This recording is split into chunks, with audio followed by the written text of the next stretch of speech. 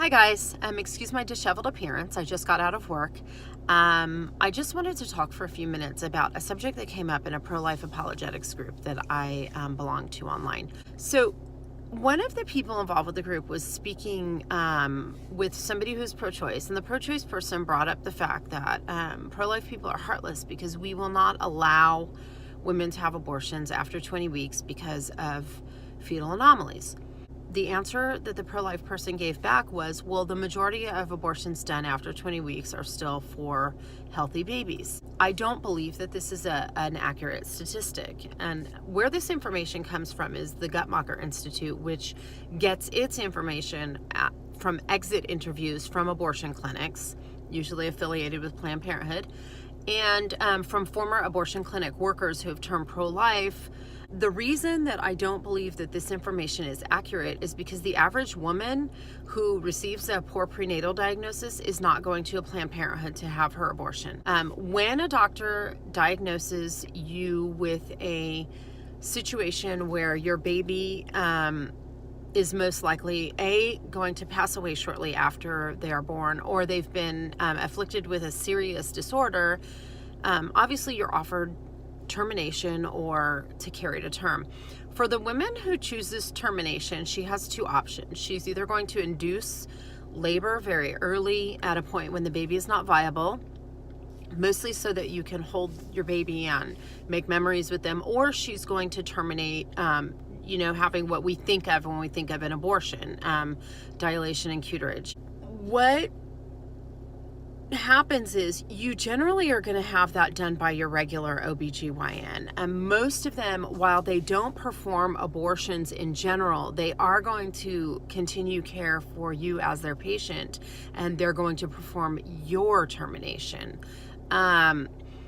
These types of terminations are generally done in regular hospitals. I know that my county hospital is the place where they're done for my local area, and I am 100% certain of that, but they are not listed anywhere as being an abortion clinic online. I doubt most people even know that abortions happen at the county hospital. So the idea that the majority of babies who are having late-term abortions performed on them are healthy is inaccurate. We don't know how many babies are aborted because of fetal anomalies, because the regular physician doesn't have to share that information. I just think that as pro-lifers,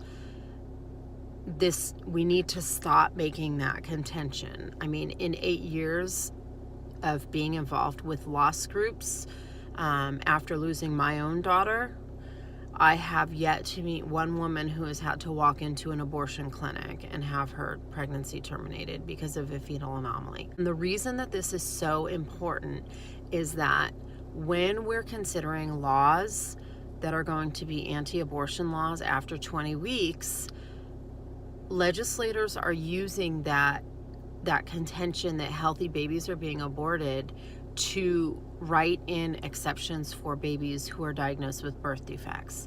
And voters are accepting that because we naturally believe people who are pro-life who came out of abortion clinics, and we believe the statistics that say that the majority of those babies are healthy.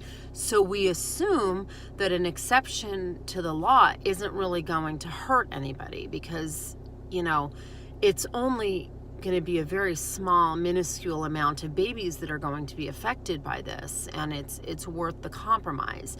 But it's not necessarily a minuscule amount of babies. We don't know how many babies it is, and this is a really dangerous statistic for babies who have Down syndrome or trisomy 13 or trisomy 18. I know anencephaly, there have been survivors of all these disorders.